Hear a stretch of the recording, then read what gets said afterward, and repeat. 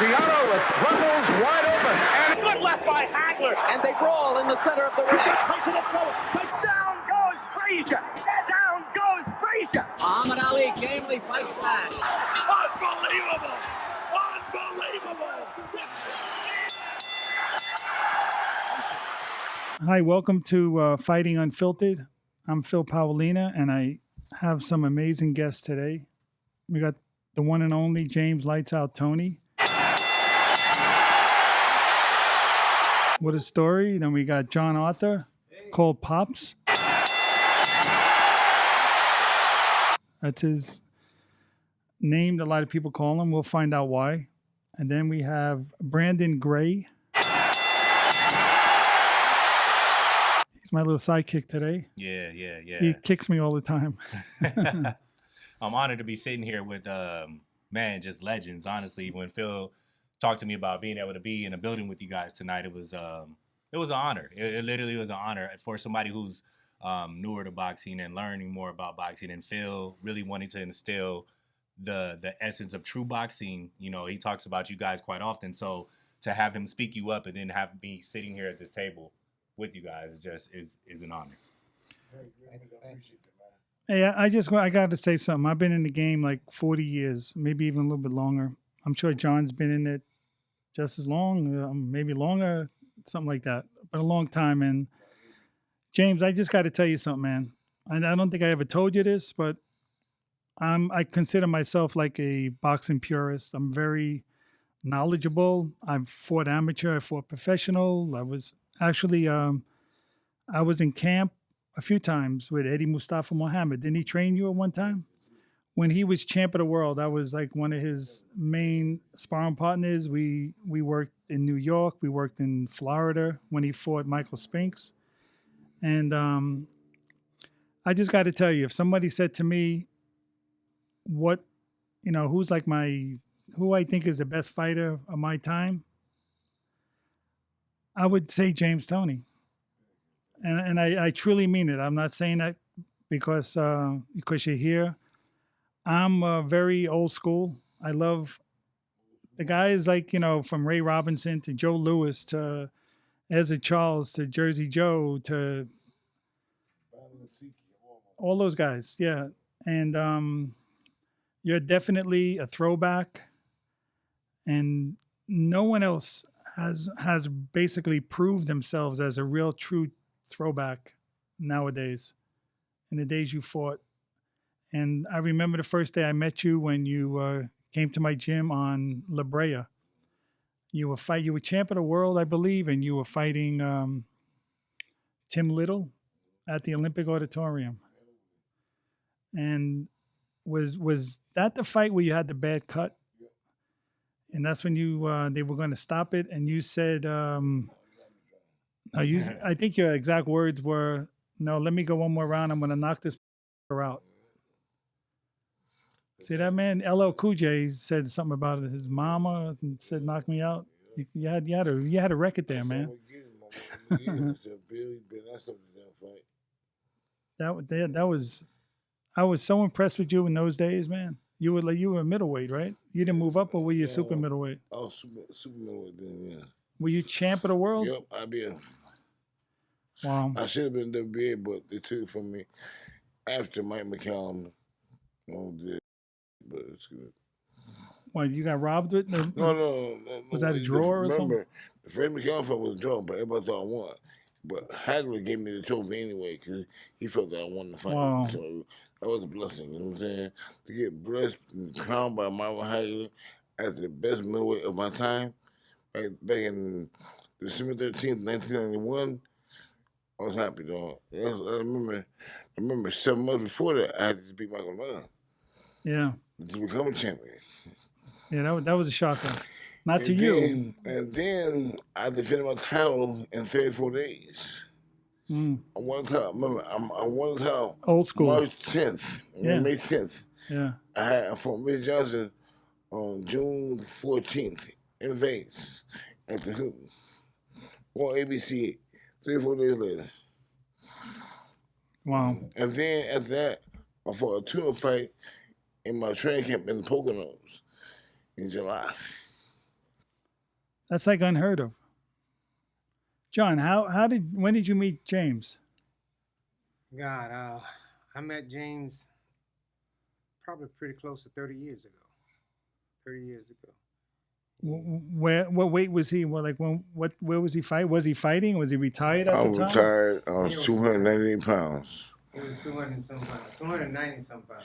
298 pounds to be exact. Were you retired or you you weren't retired, right? A year before that, I had just beat Steve Littles for the IBO World Cruiserweight Championship. And after that fight, it was a whole bunch of big and stuff going on. I got tired of it, so I'm just done with this boxing. I just left. Well, it's everything the same. Yeah. Feed my face. If that had and I had to drink too, it was bad. It was real bad. And that's when that's when you ran into him? No, when John first saw me, when Pops first saw me, he was, God damn, what the hell happened to you? Oh. Yeah, back then it's an old guy named, is Alex still living? I have no idea, I don't think so. Alex Patton brought him to me. Oh, I know Alex, man. Yeah. I remember him. Yeah, Wow. He brought him and he said, I want to talk to you. I got a young man that he can still fight, and he said he's right over there. I said, God damn, what done happened to this boy? He looked like he was about 10 months pregnant. He said, but he still got something left in him.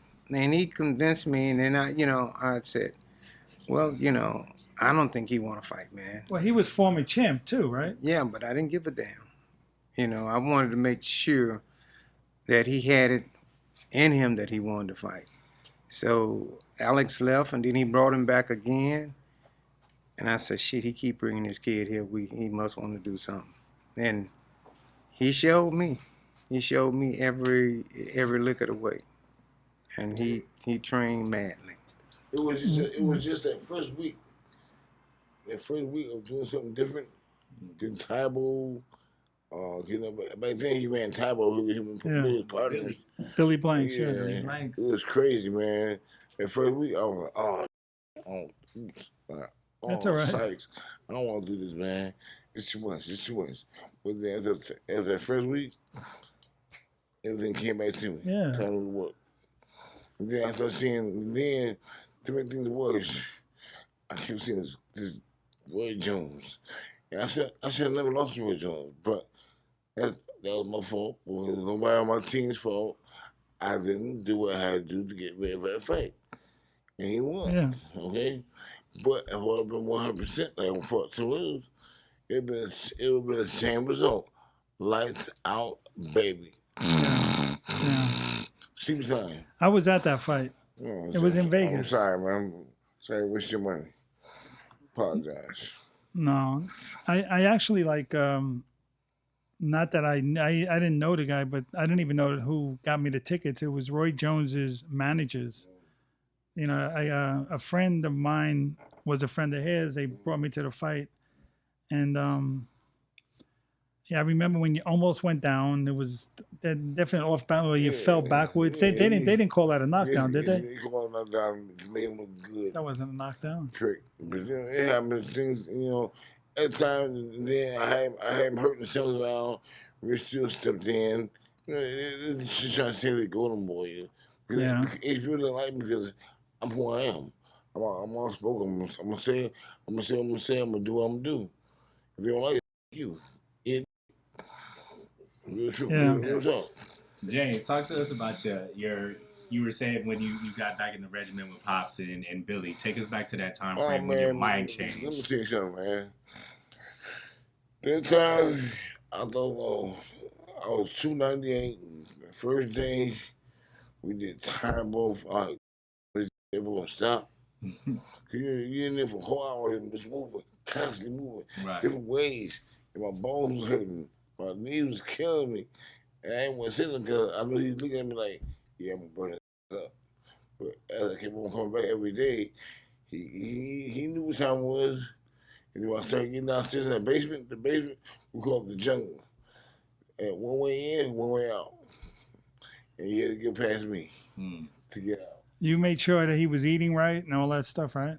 Well, you know, the weight was coming off him naturally, and because he was moving and working so hard, and we used to take his down the basement and make him spar. You know, sometimes we had him doing 25 rounds of rounds, 25 Yeah, rounds. no one does that no more. Just That's like so I used to- great. Just like I used to do back in Detroit. We brought Detroit to the West Coast. Because everybody here in the West Coast, well, they were boxing Monday, Wednesday, Friday. I box every day. Even when you used to be a freshman, I was boxing every day. I know. Monday through Saturday, 15 to 20 rounds, 5-minute rounds. Everything. That's how I was. I was young. I wanted to be the best. I wanted to outshine everybody. Everybody who told me, like, I had so many people before the fight, Michael Nunn. Oh, you ain't with Michael Nunn. He the best fighter in the world. He pound for pound. I'm not hitting out. I promise you. But, you know, before the fight, we had everything planned, right? But the week of the fight, it's the first time Mike got to my head. He's the only fighter ever get in my head, right? So I lost track of everything. What fight are you talking about? Michael Nunn. Oh, Michael Nunn. Okay. And then Michael Nunn was like, he was going for his mouth, but then, and the person was like, grabbed him by the neck, took one tail, I said, that kill you, man. I was gone, man. My head was good. He had me my game plan. Instead of going and doing what we supposed to do, like me and Bill had planned, I'm gonna try to knock him out one shot. You can't do that. But then Bill slapped me in the 5th round. We ain't coming for it. Go back to work. Go to work on. And I started hitting to the body. To the body, yeah. I heard him in the noise. They came, come upstairs. Slowly, they catching me. I looked around. The bill came. You caught him with a left hook, right? The bill came. The bill came. Yeah, the bill, right? The bill came? The bill came and he was The like, bill came. I like that. Oh, okay, yeah. I like that. He was night in his hometown. Everybody who claimed they was the best fighter in the world at the time, they didn't want to fight like him in his hometown. They called me. I said, Jackie, take the fight. I don't know. I said, take the fight. I said, take that fight. Me, you done. You know? I said, Reggie Johnson one go. He was number 1. Don Perry number 2. He didn't want to go. Steve Collins number 3. He didn't want to go. Number 4. Hey, you get the right number. You win. Wow. Hey, John, you were a fighter yourself, weren't you? Yeah, I was. Tell me a little bit about Is it. that the most understated comment I've ever heard? Yeah, Pop, hey, Pop, show him. Take his eyes out. Now, you know what? What are your some of your most proudest moments of actually fighting another opponent? You got somebody. Be able to get up and walk out the ring, be able to walk out the ring it's a feeling that you never had before to see a man laying down on the ground. Because I fought sudden death fights, and there's no third man in the ring to govern the action. It's only me and you. And the only way I can be declared a winner is that I knock you completely out and walk the whole curtilage of the ring. And if he starts to get up before I make that round through, I go back and I stomp him. That's when you know that you won the fight. That was the real UFC. And it's so bad that I never had a chance to fight in my own country, in the United States. Oh, that was all overseas? All overseas, all over the whole world, but United States. Who ran those fights? Different sanctioned, different. So they were sanctioned? Well, yeah. Well, they had In their promoters. countries, Had promoters, Yeah. yeah, in their country. Yeah. They didn't stop anything. Mm-hmm. You know, Did people die? Oh yeah. You know, a lot of people came up lame. That was the norm. Yeah, it's just fighting is fighting. So, John, talk to us a little bit about, I guess, representation. What that felt like for yourself as a person, as a black man, not getting to ever fight in front of your home country, but also being the only black man usually when you're going to these places. I was the only black You were man. the only black You know, man. it's one guy that I saw coming back from, I think it was Bangkok. I don't know where it was from, but it was Yoel Judah. Oh, wow, yeah. We made friends, and and because he was a world That's kickboxer. Zab Judah's dad, right? That's Zab Judah's Yeah. dad. Yeah. Yoel was a. I mean, when I found out he was a fighter, he was a kickboxer, and we bonded, and we've been bonded ever since then. Been in his life over 40-something years, and you know, but yeah, I think his son's making a comeback. I hope not. Everybody seems to be. Yeah. Zab Judah, yeah. That's what I heard. You know what? You know. They try to make whatever money they can make. You know, that's all normal. Yeah, Zab really don't need no money, man. I mean, he's doing it for the love of boxing.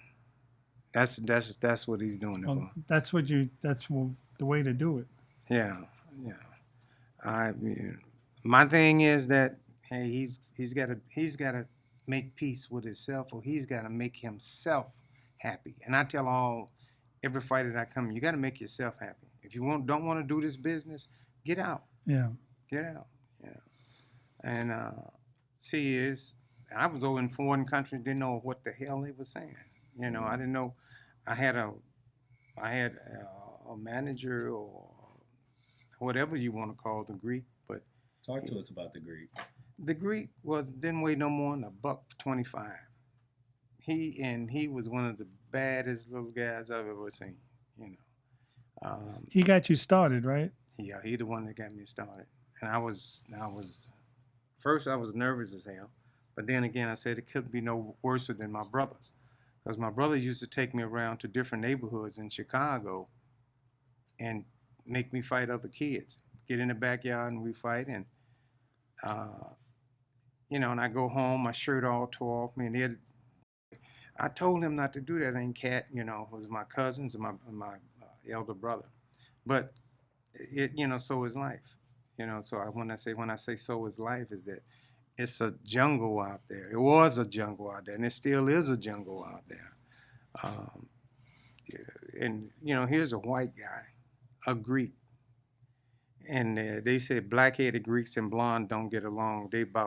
I saw two of the best guys in the world, handle me. And a black guy in Chicago from the streets and teaching me how to fight. It was amazing to me. 16 years old, I was wearing tailor-made suits with my monogram with my JEA on the front of them and everything. Wow. Love it. So that was the money you made overseas? Yeah, but you know what? I didn't. Whenever they gave me some money, I would take it and give it to my corner, give it to the guys that work for me, because I didn't need anything. Had a brand new 1966 Ford Fairlane. If you still had it, it'd be worth a lot of money right now. Yeah, but man, when you're young and wild, you go through things. Are you officially retired? You're not, right? We didn't hear that yet, did we? No, I've been officially retired for 4 years now. Oh, you officially? I'm official unless they come with the right money. He's retired. Yeah, if Mike want to do this and keep on talking junk, he don't want no part of you. Mike, but you see, he picked Roy Jones. He ain't picked me. He knew better. Yeah. Who do you think would be a good fight? I could tell you what I think, and I'll tell you what I think. But if you wanted to do it, Pops would he would be the guy that would say yes or no. I have a feeling. I'm saying no, man. Yeah, I know. I'm the final chaser, though. No, I know. I'm gonna discuss. All respect. I'm gonna get my Pops first just due. Yeah. But going on to it, if the opportunity came to fight Mike Tyson for a big gate, a big purse, of course, yeah. I'm gonna knock his out just like I did Holyfield. Why wouldn't just in the fantasy world? Okay, we'll say okay. I'm not here to tell him what to do or try to persuade him. Okay. But as a fight fan, okay, and I'm not into anybody going in there that shouldn't be in there, okay? If it's an equal playing field, like they're both maybe the same age and they both pass certain tests and all that, just me being like a huge fan and respect you as a fighter, I personally would say something to Evander Holyfield first, because he's thinking of doing it. You knocked him out, give him his chance to redeem himself, and that winner gets the winner of the Tyson Jones. I think people, again, that's only if you can actually get yourself in good shape. Is that possible, John? Those will be the only two ways I get motivated to fight. Mike Tyson, Roy Jones. Because Roy owes me. And you know, I'm the only one Roy never gave a rematch to. Never gave me a rematch. Never. He fought Johnson twice, Hopkins 3 times. He fought, man. Hey, could you blame him? No, but still, he knew, right? He knew that first time. He knew that first time he got lucky. He was, I'm saying right now, the first time, he was scared definitely from me. You see, he didn't do all he tried a couple times, but he wasn't trying to sit there and slow with me like he did everybody else. Yeah, you weren't in the best shape. He was probably in the best shape of his life. He was in great shape because he was scared to death. He really, I promise you, if I was in great shape today, he would have rather slapped his mama than fight me. Pops, talk to us about some of the shape, the way that you trained when you were training for the underground fights. Well, you know, we always eat nails. We always did our road work, you know, and sometimes I run up to 6-9 miles a day, but you had to always do your agility drills, and you had to always go to, you know, spar, you know, and I didn't spar that much, you know. Because sometimes I would fight three times a damn week. Not a month, but 3 times a week. And, you know. And that was like, how long are these fights usually? How long they last? They last as long as the opponent is in front of you. If you don't knock him out or he runs out the ring and don't come back in, then I still walk my distance. Was this like what was the ring like? Was it like a roped ring or? It was a rope ring, and sometimes they had a circle with different platforms all the way up. You know, everybody got mad at Mike when Mike bit Holyfield. Yeah. We all have animal instincts, you know, because, you know, when that critical point, if you have to poke somebody's eyes out or heel palm them, claw down, it'll just come out. Biting just happened to come to his defense. I used to fight guys, and I'll be a sucker for them to pick me up, because I used to go to the dentist and get my teeth sharp right before a damn fight. Yeah. Front and back. I heard about that, yeah. And then, you know, they get me up, I reach down and grab that jugular vein, and that's it. You know, because he'll just keep wiggling him, and I can feel his grip get lower and lower and lower. And no matter what, he normally falls to his knees because all the blood is pumping out of his neck. So that's real fighting to me. You know, you just... You like MMA? Like the UFC? I don't even watch MMA, to be honest with you. I don't watch MMA. It's too many rules. Yeah, I don't watch it. It's got to be the watered down version for you. Yeah, you're not interested. It's too many rules and regulations. That's, you know, they had to... I don't want to say anything derogatory about people, but they had to break it down where, and they, you know, said that those are animals, those are different people. Every sport is violent, just about. But and you have to preserve, and you have to work for yourself, because ain't nobody in that ring but me and you, and that's the bottom line. You ain't got no ref to step in and stop, and no, you know, to tell you that you did wrong. You take it to the end. Think about when you were in your prime at 160 middleweight. Okay, think about that. Where you were at, your mind, your body, your skills, and you had a fight with Sugar Ray Robinson at 160. How would that go? Ray Robinson, he's the greatest fighter of all time, not Muhammad Ali. I agree with you. Everybody gets twisted. Ali's the greatest humanitarian of all time, but Ray Robinson is the greatest fighter of all time. But So you think what would happen in that fight? He would give me an opportunity to test my skills from 1 to 100. That's like the top fighting the super top. Ray Robinson was sweet, but I had to put the pressure on him. Keep working. The same way I did everybody else. Carmen Basilio beat him. Yeah, with a lot of pressure and a lot of punches. Put the pressure on him, but then the difference is, Jimmy Carmen Basilio, I can punch. He couldn't. So, hey, his mouthpiece is going somewhere, but not in his mouth. Promise you.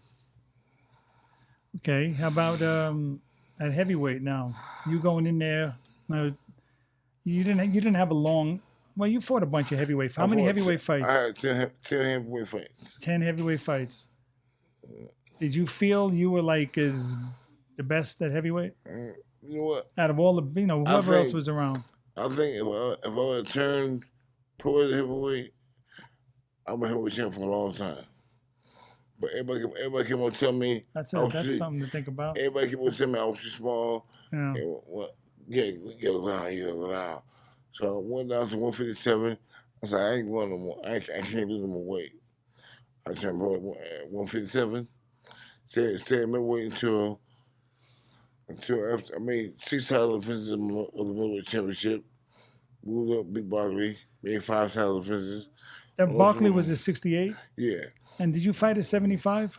Yeah, one title, 175. Well, how many times you fight at 175? 8 times. And now get in the ring with Archie Moore in his prime. Easy win. Easy win? Easy win. So who do you think would give you the toughest fight from the old, like Ezra Charles, Jersey Joe, Rocky Marciano? I would say Ezra Charles. We similar. Because my trainer, Bill Miller, he's trained as Charles. And Jersey was up. But Ezra Charles was smooth. Slick. Look, and Ray Robinson didn't want to fight him. Ray Robinson didn't want to fight who? Ezra Charles. At what weight? At light heavyweight. Ray, that's too big for Ray. No. Ray Robinson he fought, you forgot. I know he fought Joey Maxim. He fought Joey Maxim at light heavyweight. He was like, that was his last fight, I think. But look, Ezra Charles was light heavyweight when he turned pro. He was number 1 contender for 10 years and never got a shot at the title. At light heavyweight? Yeah, light heavyweight. Wow, but 10 then years? it took for him to move to heavyweight to get 2 shots at the heavyweight championship and then win. So, hey, check the record, man. Check the record. Check Ezra Charles' record. I ain't with you. I know my history. I'm a historian, man. 10 years. Wow. So James, being a historian, man, like as you have your son in the building tonight, right? Mm-hmm. Talk to us about like the next steps of your legacy. Like, do you transition into the next pops? Like, what do you see next for yourself? Right now, as you know, we'll promote my eighth fight, Pop. Yeah, about 9th. Fight. This will be the 9th. My 9th fight, next one in Charleston, South Carolina. Mm-hmm. Columbia. Columbia, something. I'm sorry. Columbia, and then we're doing one in November or December in Memphis, Tennessee. Oh, no, sorry. Johnson City. Yeah, Johnsonville City. We're going to put the dates at the bottom, y'all. Don't worry. We got you. We won Atlanta in January. And then in February or March, whenever he puts them together, we went to Winnipeg, Manitoba, Canada. Okay. We come out fast and hard. We ready to take over the boxing scene with real fights. Mm-hmm. We ain't talking about putting real fights. That's real the fights. difference. So some debuts happening. Tell us about these real fights. We have a Colton Alfred. He's turning pro. He's from here in Sherman, California. No, sorry, Van Nuys, California. We have Steve. Oh my God, Sam. Balassarian. He's Armenian. He's turning pro. Great fighter. We have my guy by the name of Reggie Harris from Detroit. Excuse me, Ann Arbor, my hometown. He's having his 3rd pro fight. We have 18 fights, all a great night of fights, all a great night of knockouts. Mm-hmm. We formed a formula, whereas that we're gonna have B-side fighting the B-side. The guy got upside down record, and we can get him licensed to fight, he's gonna fight. Those are the fights that makes the best thing because Yeah, if they keep winning, then they could eventually move themselves up to A. exactly, yeah, they'll be on, and we're not gonna have no mismatches. You know what's the undefeated guy who's 21 and 0 fight a guy who's 11 and 10 or 11 and 17. 31 or something like that. Ain't none of that. Unless he's what's his Augustus Emmanuel? Oh, that's a different story. I used to love to watch him fight. Great fighter, man. Yeah, he's old school all the Very way. old school. He gave Floyd hell. Floyd said it was his toughest fight. Yeah. So outside of you guys' camps, who are the young guys that you guys are interested in now watching? Who do you like to see carry on the legacy of the sport? That's a good question for the historian over there. Okay. Yeah. Mr. Historian, Mr. Toney. Well, who are you interested in now? Well, right now I have a heavyweight who's getting ready to burst through the scene. Yeah, man, y'all might have heard of him. His name is James the Beast Wilson. Yeah, so, I've seen him. He's been in here. So we train I train him now, and we going to make a move with him. We have Reggie Harris, that's from Detroit. We have a young lady from Detroit by the name of Jasmine Harris.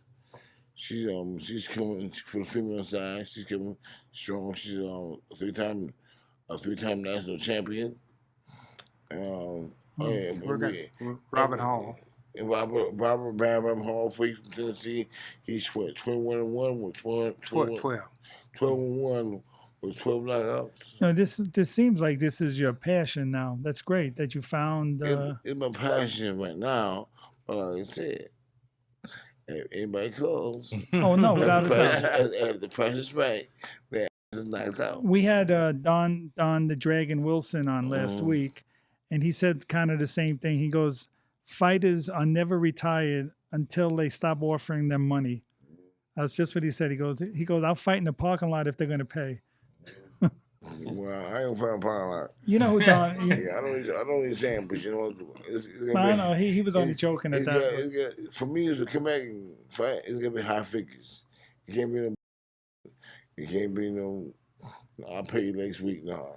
So what's going to happen with Tyson and Jones? You know what's gonna happen. Jones has no chance.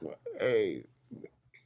If you're training Jones, if I'm training Jones, what would you tell him? You better move for 3 rounds. Move as fast as you can for 3 rounds. Yeah. No, that's smart. 3 rounds, and then round 4, start your own attack. But see, that's how Jones was fight. I wouldn't fight like that though. You see how from Holyfield, I went straight to him. Yeah. And that's why he won't fight you. But see, I'm a different kind of fighter. Mm-hmm. I'm from the old school. I'm trying to hurt you. I ain't gonna play with you. I ain't gonna sit there and go out people. I want to break your jaw. Break something in your face. That's me.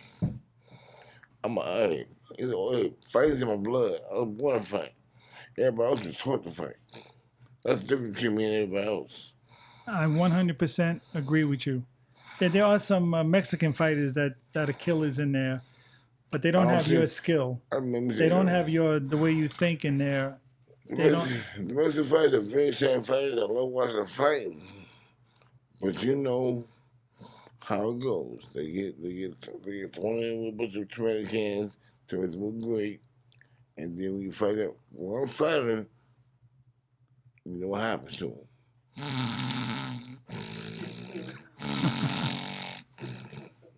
You slip.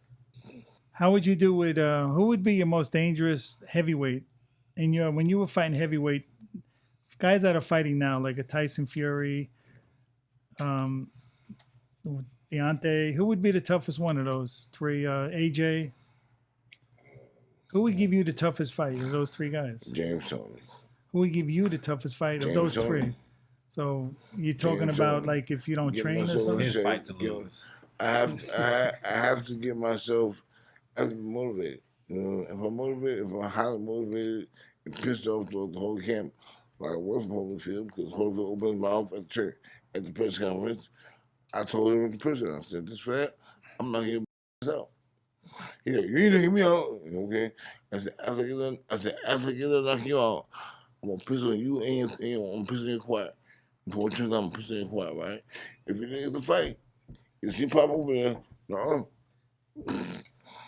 I'm playing. I'm gonna hurt you. Say his business, dog. Same thing with Sam Peter. Yeah, he wanted to fight Stephen because Don King, but I beat the brakes off his ass. And he was 6'5", 250. Yeah, I saw those fights. Heavier Yeah. than me. I beat the brakes off his big black. You were robbed. Yeah, everybody saw it. Yeah. I got robbed off the gun. Pops, what made you always feel like the fighters like James that, you know, maybe had that little bit of edge that where did you connect with them? I know you guys have maybe similar, just like raw emotion. What was the connection for you two? The connection with me and James and me and any other fighter that I have is that the viciousness. You know, he's like a teddy bear on the outside, but when it comes time to fight, there's no turning back. There's no turning heads, and he'll fight his mama if she came in the ring, and you know, literally, you know, to be honest, you know, those are the things that I think the way I can tell by the way a guy trains. You know, if he trains, you know, with a purpose, you know, and he wants to fight, you can see that. You can see it from when he hit the bag, you know. Although James don't hit no heavy bags, and he never have, you know. He don't hit any heavy bag. Bill Miller told me, when Bill Miller first started training me, first thing I did was hit the bags, right? He said, you don't hit bags. So why not? Bags don't hit back. We gonna box. You gonna box every day. 10 to 12 rounds. I boxed every day from the first day I started working with Bill until 1996. We split. I boxed every day. 12, sometimes 15, sometimes 20, sometimes 25 rounds. Because the reason why it was 25 because I wanted to go that long. I wanted the conditioning. I wanted my body to toughen up. I wanted to see what everybody else was like. And back then, I was doing 4 or 5 different sparring partners. Not the same one. It'd be a first one every 4 rounds. Did you ever get hurt? No injuries? Well, I blow my Achilles out and spine. That's it. And I tore the bicep tricep in the first round against Ryder Booker. That's it. But I still went 12 rounds. Pop hit Pops was about to stop the fight. That's probably better not some damn fight. I got it some. He mine. Next 10 rounds, Dropped him twice. He was trying to run. He trying to be my girlfriend. Game over me. How involved are you with that heavyweight, the Beast? Training. That's all. That's it. It's train. Are you training him? Yeah. Yeah, because he can learn so much from you. You'll see. That's great. I see how it was, man. First guy, when he fights, he can be something different. Because, you know, he's trying to fight. At first, he's trying to fight out Mike Tyson. I mean, it's garbage, dog. She won't last so long. 3 rounds. Mike, don't get me wrong. Mike is a great fighter. But he's not unstoppable. Everybody all high of how he is now. 3 rounds, it should be done. 3 rounds should be over with. Next. And you know Michael Nunn is fighting? Yeah, I heard. He's had like 2 fights. He called Pop. I told him. What's that? He's called Pop. He talks to Pop a lot all the time. You talk to Michael a lot? Oh, yeah. He fought again? I think he's had 2 fights. 2 fights, Pop? 1. But he has another one coming up, though. He got another one possible coming up, you know. Yeah, no. You know, and, you know, from the first fight. He never said he wanted to fight James? No. I'm surprised. I would think that he would say, I want to get back at you. He ain't one problems. Trust me. You know. It would be easier. If the money is right, you know, we can Oh, talk. well, then I was going to change the tune here now. Yeah. I'm not talking about James now. Be clear. What are you talking about? You're talking about Michael Nunn. You Yeah. were talking about Michael If Nunn. Michael Nunn wanted to fight James and the money was right, would you make that No, happen? I wouldn't even lift a finger to it because both of the guys mean something to me. You know, that's just like you I fighting guess, your brother. I guess you gotta step back. Yeah, I mean, if they could do it against my blessings, more power to them. I wouldn't. You know, it's just like you fighting your brother. I don't fight my brother all day, every night. You know, You don't make damn sense. I'm knocking his ass out. he just Put him to sleep. he run that damn trap all the time. It's the truth. It's the truth, man. I'm telling He you. do. He run that trap all. I It's done true. hear it so much. I don't even pay no yeah, attention to it. Look. I run my mouth all day, but I'm telling you, my brother, a family member got in front of my face talking junk. I'm not gonna sleep. He probably will. Fair Hey news. James, how fair old are news. you, James? Hmm? How old are you? 25. How long you been boxing? Now, 5 years. Now, how old 5 are you? years. How old are you? I just turned How 50 close are you? I just turned 52. 52. Okay. Yeah, but I feel like I'm 25 now. I've been wrestling for 4 years. It's time for me. I ain't gonna fight. I'm relaxing. Archie Moore was 50, right? When Yeah, he he fought? was 50. He was 49 when he won the. He was 47 when he won the lightweight championship. He was 50 when he lost it. Let me ask you guys both this question. This is the last question I asked to wrap it up for us. We know that boxing has been a big, heavy part of both of your lives in some form, shape, or form, or fashion. Take me back to that kid in, was it Ann Arbor where you grew up? And where'd you grow up, Pops? Chicago. Take me back to those kids in Chicago. If it wasn't boxing that you're sitting here discussing today, what is it that you guys would be doing? Well, if it wasn't for boxing and fighting, I'd probably be dead or in jail. I'm just gonna be honest with you. You know, Okay. It's. Did you have any other aspirations growing up when you were a kid? No. No. Be a cowboy, no? Yeah, I love cowboys. But he loved cowboy. You see, I You don't got have the cowboy one. boots on? he has a whole closet full of gator skins, eel skins. I live in Compton, Pops. We got the Compton equestrian, so the black men ride 24/7 all through Compton. It's a beautiful thing to see, man. It's a beautiful thing. I love those He horses. loved them horses, man. Yeah. He was made. Horse. Oh my goodness. And what about you, James? What would you be doing if it wasn't for boxing?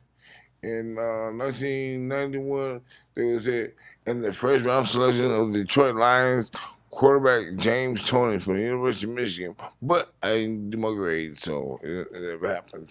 I heard there's a man that still has a little bit of funk for you. There's a head coach now as of yesterday. Deion Sanders. What's he head coach of what? Jackson State where Walter Payton went. Yeah, so he's the new head coach there, but back in the day. Yeah. But I'm happy for Deion. That's a beautiful thing. It's a beautiful thing what he's done in his life. Yeah, he's a great ball player. Yeah. He's a great. He may become a good. He was a great analyst for NFL Network. He may be a great football coach.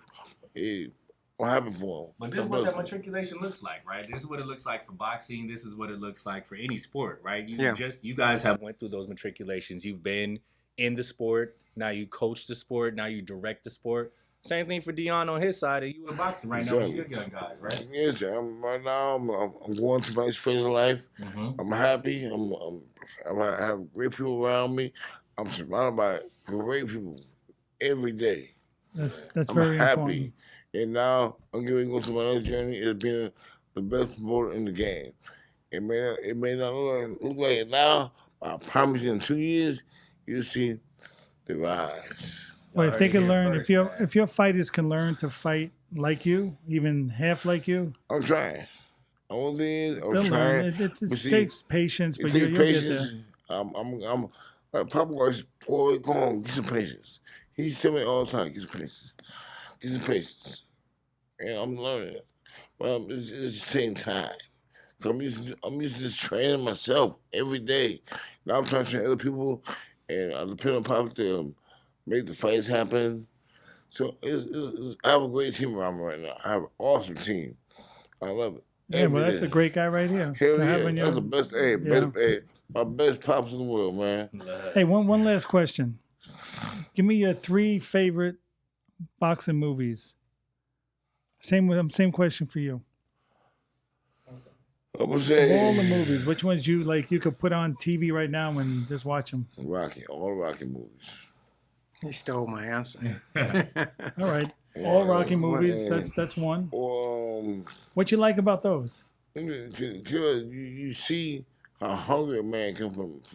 He come from nothing, he come to something, and he can go back to nothing. You know what I'm saying? A great thing. It's a beautiful thing. It happens in real life. You know what I'm saying? And So you think that like Rocky being the big underdog he was, and he beat the heavyweight champ of the world that was pretty much unbeatable, you feel that that's possible? Any and every day.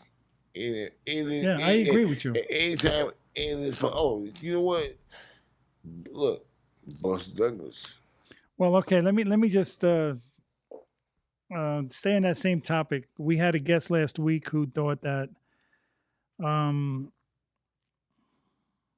Rocky would have never had a chance because one, he had 15 losses, 20 losses, and he was a white guy. That he would never beat a black, skilled, amazing athlete. See, to me, I think that anything's possible in boxing. You catch a guy on the chin, and a lot of it's who wants it more. Point blank. Plus, Apollo Creed did not train hard for that fight, so that's possible too. Let me take you way back.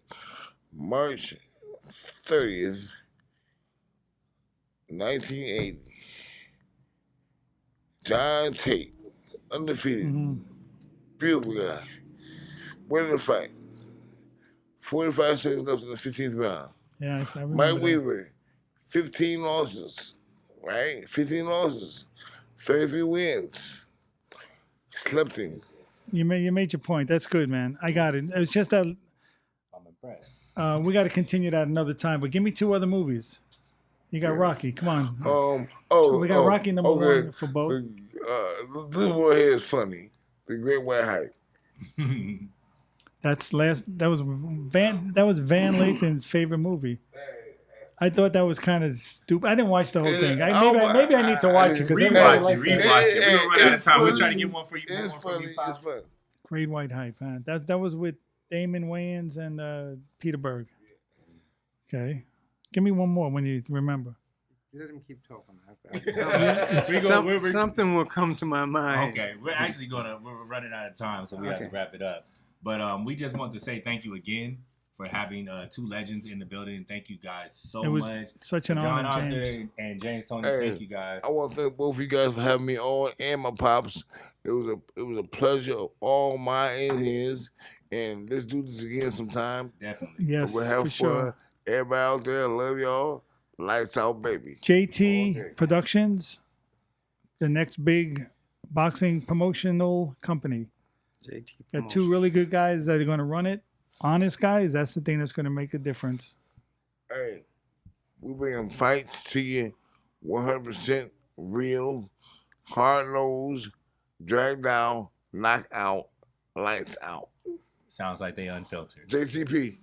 Right here. Thank you very much, everyone. See you next time. All right.